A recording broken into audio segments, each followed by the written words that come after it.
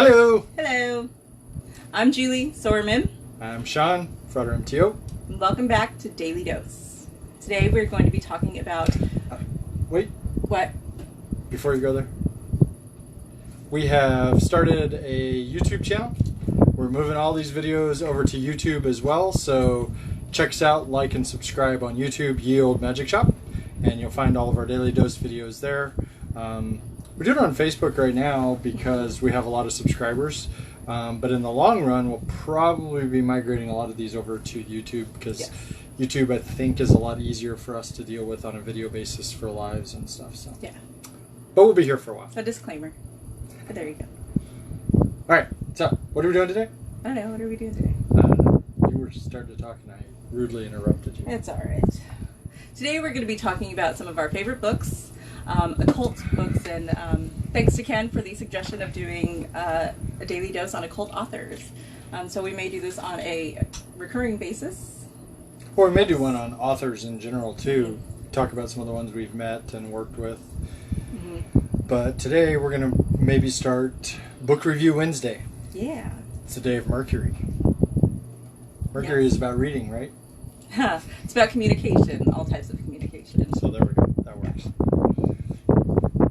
So what you got? Ooh, me first. I have Agrippa's Occult Philosophy on It's Natural backwards. Magic. It's backwards. Sorry again. Every time. I really enjoy this book because it's a great foundational book for many types of traditions of magic, witchcraft, sorcery in general.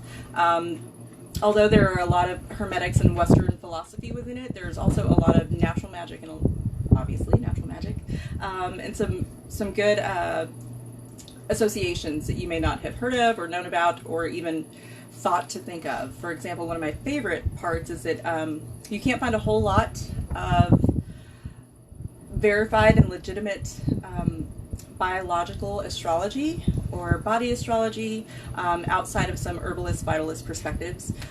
So there's some really fun associations with that in here that I think are very worthwhile.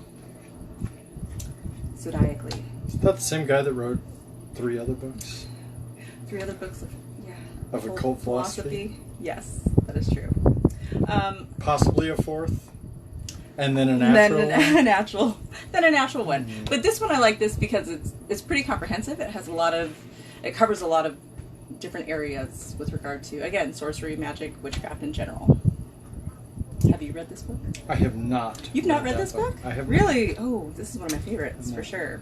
And I think it's definitely, it has to be on your shelf. Anybody's shelf. I think it's very valuable in that sense. I do have some bones to pick with it, but we'll get to that a little bit later. It's on one of my shelves, which is actually your shelf. Yeah. But he hasn't read it, but we've got so many books. Yeah. So, those of you who might be new, welcome. We have, a few months ago, well, actually last summer, last July, we sold everything we had. We sold our home, we sold our cars, and we purchased an RV and the majority a truck. Of the stuff in our shop we sold. Yeah, well, no, we actually still have a lot of that in storage. Some things. We have one storage unit with a bunch of our stuff in it, and we now live a nomadic lifestyle, and we travel around this country and work with the different spirits of the land and find out different spiritual and magical things about different places in the country. So that's what we do, and my preface and the reason I'm even going into that now is because we have a very limited amount of books that we can bring in our RV. Granted, books are the one thing that we brought the most of. I think I counted and I have about 105 books on my shelf. Yeah. And I don't know how many you have on your shelf, but that's only a fraction of the books that I actually have. So, this little gem is a lifesaver for people that live a more minimal lifestyle. I much prefer a physical book in my hand. I just like it. I'm old-fashioned that way. You are as well, I know. But like I said, I have about 105 of my books. So I've got those, but a Kindle is almost invaluable. I literally have thousands of books on my Kindle. Some of them are PDF formats that I have had copies of that I loaded on here, and the rest of them are ones I bought. So my book for today is one that I do have a hard copy of in storage. Basically what I did was I tried to leave things that I had a Kindle version of and a hard copy. I tried to leave the hard copy in storage because I knew I had the Kindle version. I brought other stuff. So I don't know how well you'll be able to see this, but this is mine today. The Work of the Hierophant by Josphine McCarthy. I love me some Josphine McCarthy for sure. And this book, I'll get into why it's so crazy, but if you were at the Magical Women Conference last year, she was presenting. Yep, and this book is probably not what you might think, being the work of the Hierophant, but we'll get into some expectations and the good and the bad on that as we go on. Yeah. So what do you got? We want to start with the good or the bad? Or the personal reason? No, that should probably be last. Yeah. Let me see. Let's start with the good. All right. I like this one. I think I kind of already said this, and I'm not sure what else to say about it, other than the fact that I like the elemental associations, planetary associations. If you're new to any tradition, or if you've been working a tradition for quite a while and you want to fill in some of the holes or gaps of things and understanding that you may not have, this is a great one to look to. One thing that I did want to read, since today is the day of Mercury, let me find it. While she's looking for that, if you've got a favorite book, drop it in a comment, and maybe we'll bring that up if it's something that we're familiar with as well. Yes. So, of the virtues of things which are in them only in their lifetime, and such as remain in them even after their death. I really like this chapter 21 in this book, just because it deals with things that are existent on all planes, whether physically or energetically. That goes for herbs, stones, even people. So it talks more about the spirit and the overall nature of a thing and how it exists on multiple planes. And I think that that's something that we tend to, especially within spell work or spell crafting, or any kind of magical work, we put something out there and we tend to second guess ourselves, and that can be very counterintuitive to the work itself. For example, if you perform a chore, you don't constantly check again if you've done it, unless it's something like dishes, which we are doing all the time. But with a spell or with any kind of working that you do, you don't want to second guess or double down on it. Once something is done and out, it is done and out. And I like how this I agree with that. Explains that things do continue to exist regardless of whether you can see them, feel them, hear them. Once a spell or a word or a curse even is said or done, you leave it. One of the biggest ways to make sure that your magic doesn't work is to doubt it. And that goes beyond just mere intention or having specific mental capacity to push something through. I like that this book tends to make things feel a little bit more effortless and provides associations between aspects of nature in a way that is cohesive and in a way that's understandable for those who may be experienced or advanced practitioners or those who are just new and starting out. So that's one of my favorites of this. I have a question. Yeah. So knowing you and reading the title of that, Natural Magic, does it have a focus on herbs, or is herbs a part of it, or how does that work into it? That's why I like it, because it encompasses everything within nature. That includes elements, spirits, planets, herbs, stones, parts of the body, pieces of self, the soul, and general philosophies on magic in general. Cool. Yeah. Because knowing you and seeing the title Natural Magic, I automatically assume it's about herbs. But that's cool that it's much not more just about expansive herbs than that. at That's all. very cool. It does include herbs, and some of the, let me go ahead and read you some of the titles of some of the chapters within here. Here's a good one. How the passions of the mind change the proper body by changing its accidents and moving the spirit. How the passions of the mind can work of themselves upon another's body. So how can you enforce your passion upon another's soul or upon another's physical body as well? So I really like how it connects you to other natural things, whether that be a person, a table, an herb, a stone, a bone, whatever it may be. Cool. Sorry, I'm pulling up Messenger on my phone here so I can see if anybody's messaging us. Oh. Yes, and just thank you so much because sometimes to it everybody doesn't work as well. who has been giving us messages, shooting us questions, suggestions. Thank you so much. Keep it up. We love it. If you are unfamiliar with Western occult philosophy such as Kabbalah or Hermeticism in general, this gives a good basis for that. If you're new to implementing certain rituals and don't know where some of these angels or planetary beings come from, this kind of gives you a little bit of insight into that. And then you can take these parts and pieces into your own tradition and into your own work. Nice. Yeah. All right. Mine, Work of the Hierophant by Josphine McCarthy. It's a great book. Incidentally, links to both of these books have been posted below. I know Amazon's not shipping anything non-essential until probably, I think right now their ship dates say April 21st to 24th or something like that. So unfortunately, things like books, unless you're getting a Kindle version, and I believe both of these are available in a Kindle version. So you can check those out. I did post the link to the paperbacks, but they're available in Kindle. So Work of the Hierophant. So let's do this in a quiz format. Hi, Hope. Welcome. Thanks for joining us. So my book that I'm talking about is titled The Work of the Hierophant. When I say the Hierophant, what is your first thought? Me personally, I think Yes. of the Golden Dawn and the Hierophant position and officer. Who, Within the the outer Hierophant, rules the hall. Of the He's outer. the head of the outer order, or at least one of the outer order groups. Yes. And he's basically like, he runs the group He's the leader, for the he's the period of head. time that he's in. Or she. Or she. Or He or they. she. Or they. So yeah, that's a Hierophant. And so when I see the work of the Hierophant, I think, ooh, maybe I'll learn a little bit more about being a good group leader by reading this book. Because that was my first draw to it. No, that's not what it's about. It's not about that at all. So which now... is good, though. Hey, it is.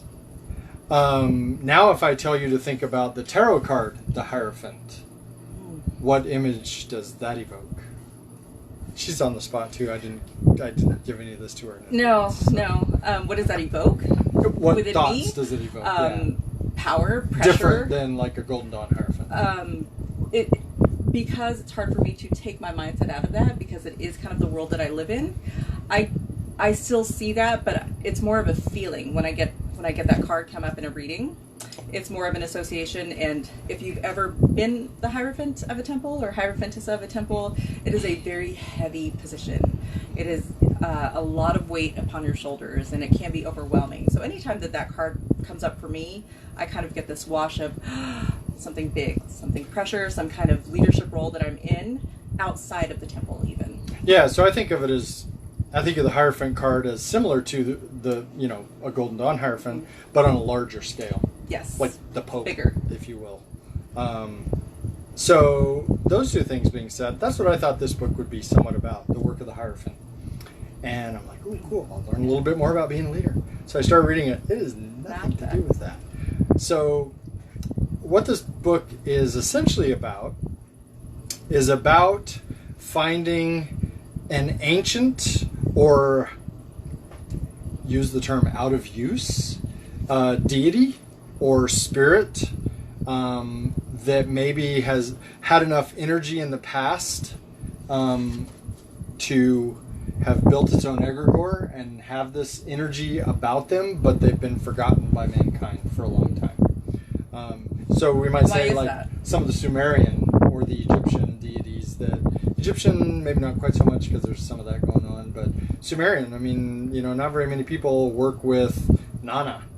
Not Inanna, but Nana, who is the moon goddess.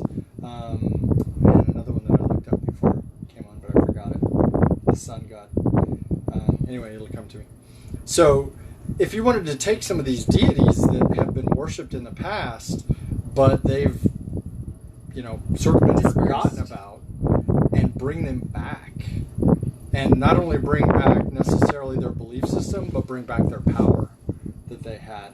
So this book is about becoming a Hierophant, in that you purify your body, you purify your spirit, you literally cross a type of an abyss, not the Kabbalistic abyss, but cross an abyss of time to pull this entity back into our time, which that entity will then live in your head for a time. So almost like an Abramelin process, where you've joined with your holy guardian angel who resides inside of you, but with a deity who has been worshipped and used in the past, and bringing them back. So that's really what this book is about. It's about bringing a spirit or an entity or a deity in that has not been used for potentially millennia, and bringing their power and their essence back into today's world. So would you consider this a book that would be conducive to somebody trying to reconstruct the ancient tradition? Could definitely go that route, yes. But when I think of Reconstructionism, I typically think that you're reconstructing something based on some books and some writings and maybe some word of mouth here and there, and you're building it back up. This is on somebody else's experiences. Yeah, this is going more to the source of what that origin was based on. Might be a fine line there, but is it techniques on how you can go back to the source? Yes. There we go. So it doesn't have specific information on this tradition does this. No. It's much more about how you yourself can become your own Hierophant within your own life. Yes. Excellent. Using one of these formerly worshipped deities. Yes. Yes. Those who've been forgotten. And a lot of what I do within sorcery and my witchcraft perspective is bringing back some of the forgotten spirits, the unseen, those that have kind of skittered away because nobody's there to worship them or to bring them anything, to feed them anymore. So they're starving and they can no longer live if you're not feeding that relationship. So that's kind of what this book is about. My upsides for it, except for the Book of Abramelin, which they're definitely different, but they have some similarities. I've never read another book that's like this. It is extremely unique and has a very narrow focus on what it's doing, and nothing else I've ever seen delves into that. What about, would it be appropriate for somebody who's never started working magic or worked with anything? We'll get to that with the downside. Okay. Well, there we go. There's an answer in itself. Some positives, back to Agrippa, that, like I've said already, it's a really good foundation of many different aspects of natural magic. And I really like the divinatory methods that are included in here as well. So we talked about divination yesterday. There's a lot of other divination techniques and some insights that you can glean from this. One thing I don't like about it is that it is a very Western perspective. So some of the associations with some of the herbs, I don't know stones, but some of the herbs are counterintuitive to other traditions and even some parts of the body that might be a little bit different if you are an experienced herbalist or work at a vitalist perspective. There can be some incongruities with your practice, so just keep an eye out for that. Does that change how you would work the book? Can you make your own substitutions or changes to what's in there based on what you know? Well, I think when it comes to, especially working with natural items and herbs especially, there's no substitute for getting to know the plant and creating a relationship yourself with that spirit, with that entity, whatever it may be. And that goes for any book, not just this one, but any book. Yes, take the author's perspective, and they may be an expert in their field, but also don't discount your own gnosis and what you've experienced with a particular magical or natural item. So don't ever discount your own heart knowledge and experience of knowing something by heart, for example, and getting that into your magical practice. So again, this is just my perspective on this, and it's something that is well loved. Love this book, but it is a very Western perspective. So if you're used to, again, with an herbalism, just because I have that hat on right now, been doing a lot of herbal work. Well, we did a lot of herbal stuff today. So if you work with more of an Eastern perspective within herbs, there's going to be a lot of disconnect there. So just take that with a grain of salt. Cons for you. Cons for Work of the Hierophant. This is not a book for the beginner. this is a book for somebody who's probably already got some amount of experience. You don't necessarily have to be an expert by any means, but I would say it's at least intermediate level. You would want to have worked through and be comfortable with some different kinds of ritual work and meditations and things like that before you tried to undertake this book. Not to say you couldn't read it, for sure. It's written in a format that even a beginner could probably understand. I would just not recommend undertaking anything in this book until you're a little bit more experienced. Now, that being said, I do like that book to have as you go along in your path and on your journey. I would read it and then wouldn't pick it up again for another year and a half or so, or even longer, and I learn new things each time I read it. So, other cons, really the only other con I can think of with this book is that if you choose to undertake, from a reading perspective, I almost have no cons. It's a fantastic book to read. It's easy to read. Anybody can read it, with one caveat on that coming up too. So don't worry about reading it. The cons come if you choose to undertake this book. So one of the books that I've brought up that's similar to this is the Abramelin process. That working process for the Abramelin is either, depending on which version you use, 6 months or 18 months. That's a huge undertaking, to devote 6 or 18 months of your life to a very specific thing and work that. And to do it traditionally is very impractical and almost impossible in modern society and in modern day. So you kind of have to tailor that whole process to yourself. So where the con for this book comes in is if you choose to undertake this, you are almost dedicating a lifetime to whatever deity you choose to bring in. So think about things like making pacts with spirits and with deities, that some of those can be very long term, and they're not something indefinite. To just give up and say, I've decided I really don't want to do this. It doesn't work that way. So this book, you are going through a process and an undertaking that is probably going to be something, not the only thing, but it's going to be something that is with you for potentially a very long period of time, like 10 years, or even up to a lifetime. So that's the con, I would say, to actually undertaking the work in this book. To be honest with you, I've not done it. Yeah. I've certainly used some of her techniques that she has in other ways that she brings up in this book, but I have not undertaken the process she outlines in this book because I'm totally happy with the path that I have, and I don't need to bring something new into it at this point. But it's extensive. And potentially a huge undertaking and something to, a weight to carry. So if you think about it, if we go to one of, like I brought up earlier, one of the Sumerian deities, if you're going to bring Nana back and start worshiping her, that's now one of your theologies. That's now something you are going to worship and give offerings to and attention to for the rest of your life. So it's a huge thing. We were just discussing in a show this weekend what makes magic work and not work. And one of the things that I've noticed time and time again, the thing that makes magic not work in more instances than not is we are not holding up our end of the bargain. As witches, as magicians, as sorcerers, if you go into a relationship with an entity or a spirit of any kind and you promise offerings on the full moon, every full moon, you better bet your ass you're out there giving offerings every full moon.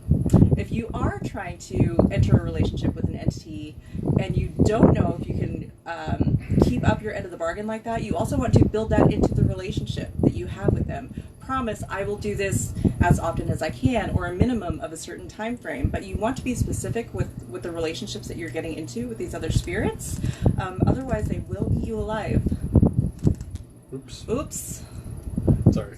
Yeah. I was trying to double check the chats and I switched the camera. So that is one thing. So if you're not ready to enter into a serious relationship with any kind of spirit or deity, don't do this. Don't do it. Do not do it. You can read it. Read the book. It's a fantastic book. Just don't do the practices. experiences. Yeah. Yeah. This doesn't have anything like that. It has a whole host of different ways that you can use natural magic to increase your health, to improve knowledge, to increase dreaming capacity and understanding dreams. There are interpretations in here that you can look at and how to interpret your own dreams, so that's another great aspect of it. It is extremely comprehensive, though, and because of that, I think that there's a lot of information that you might not even know where to start. I suggest starting at the beginning and reading through to the end. And then do that multiple times. And if you don't want to do that, you can just pick up individual chapters for something that you're working on individually. But this is a reference that I have to have on my shelf at all times. I prefer the Kindle version because then you can search for things, and it's easier that way without having tabbies all over. Wait, like I do. Prefer the Kindle I version? do, only because it makes it easy to search, and if I'm working on a particular ritual or something in particular and I want Agrippa's opinion on it, it's easier for me to just Who are control you and what find. have you done? I know. Well, I still have it. So I'll sum up Work of the Hierophant by saying this. For me, and I've read quite a few books in my day, being a bibliophile of sorts, this book is more of a modern day grimoire than probably anything I've ever read, as far as modern day goes. Yes. I would literally get energy headaches just from reading this book. The energy that she put into this is so intense and comes out at you so much, even reading a digital version. And it hits you. It does. In a way. It captures you, yes, and it energetically pulls you in. Yes. So it is, in that respect, I say this book is more of a modern day grimoire than anything I've ever read. Fantastic book. I love me some Josphine McCarthy. Josphine, if you ever watch this video, Yeah. I'd love to interview you on our show. That would be awesome. No, I love Josphine McCarthy. Her work is phenomenal. Work of the Hierophant, like I said, it's a deep book. She's got a couple of other books that are magical knowledge, 1, 2, 3, and 4, I believe. She's got quite a few books out there. She's also the founder of the Quarea magical system, which is an amazing system because it is completely free. You can go to Quarea.com. How do you spell that? Please don't ask me to spell that. Dang it. I think it's Quaeira. I don't know. It's weird. It's something like that. I'll We'll post find a it, put a link. link. Yeah. You can go to the website. You can sign up, and you can start at the beginning and just start working through. Everything is free. If you actually join, and they don't put any charges on there at all. If you do want to join and have like a mentor, I think there is a small fee to actually have a mentor to work with. Absolutely, I could be wrong on that. I don't remember for sure. Especially if you work solitary or independently, definitely worth it. You can also buy the books that have their entire curriculum on Amazon. It's all there. So yeah, she decided she didn't like a lot of the hucksters that were out there charging enormous fees to join their magical groups. So they put their Quarea out there for completely free, no charge. You can actually access everything on the website now. It's only if you want to get a mentor. I think, now that I'm thinking about it, talking through it, I think you work through the first segment of it on your own, and then they give you a mentor if you want to continue. But you have to prove that you've been working the system by showing them your journal entries and stuff. So, I don't know if there is a charge for that actually. So anyway, it's all on the website, but Josphine McCarthy's awesome. She's put out a free magical system. She's got a lot of books that are available and has written what is, in my opinion, the Work of the Hierophant, probably the most intense modern-day magical grimoire out there. So that's my 2 cents. And for those experienced and inexperienced with witchcraft, sorcery, or magic in general, this is an invaluable resource that you definitely want on your shelf. Well, there we go. Our first book review Wednesday. I think we're going to probably keep that up. I dig it. We've got to come up with some regular things to do that keep us on a schedule a little bit. So I think book review Wednesday is a good one. So we'll probably keep that up. But yeah, if you have any books you like, drop them in the comments. And it may be a book that we review down the road. Yeah, and if you are an author friend of ours and you want to do a co-host or a show with us if we're reviewing your book, let us know. I know one. I know this one. Yay. Yay. Aren't you proud of me? I didn't choose my own book to do in the first one. Shocker. Leo here. I could have sworn he would have picked his own book. It's next week. Next week. But anyway, once again, we are moving a lot of our videos to YouTube. We're still going to be doing Facebook Lives for the for the foreseeable future. Mm-hmm. But we are moving all the videos as well over to YouTube. So check us out on YouTube, Yield Magic Shop. Like, subscribe, ding the bell, all that good stuff. Because at some point we'll probably be moving to YouTube as a video platform, because it's just easier to work than Facebook Live. Is just really kind of tough to work with that way. But thanks for being here with us, guys. We love you all. Hope you're staying safe and healthy. I did it again. So much for IT, this guy. You know, this is what's tough. Facebook Live, it's... All right. Well, I'm off to eat a spicy sucker. So stay tuned for An that. octopus? No. If you're friends with me on Facebook, go to my page. I'll see you live here in about 15. All right. Thanks, guys. Bye. We'll talk to you next. We'll see you tomorrow. Tomorrow. Yep. Thursday. I think tomorrow... Thursday? What day is it? I think tomorrow we're going to discuss some of the current magical work that we are doing ourselves. A little bit of personal show and tell. Talk about some of what the I'm stuff allowed we're to doing. show anyway. Exactly. Won't share everything, but Can't we share work on a lot of everything. different stuff, so we'll talk about some of that. Stay tuned. Thank you, guys. Thanks for being here. Talk to you soon. Bye. Jamie, I realized why I didn't remember you, because I know you under a different name. So, sorry about that miscommunication, but I just realized. Alright, now how do we end this? I don't know, the little button went away. This is why we're not using Facebook much longer. The little finish button's gone. Ah, I turned it around again. Oh, this is fun. Facebook, if you're watching, your live thing stinks. Alright, should we try the back button? I don't know if that would ruin anything. This is fun. Usually there's a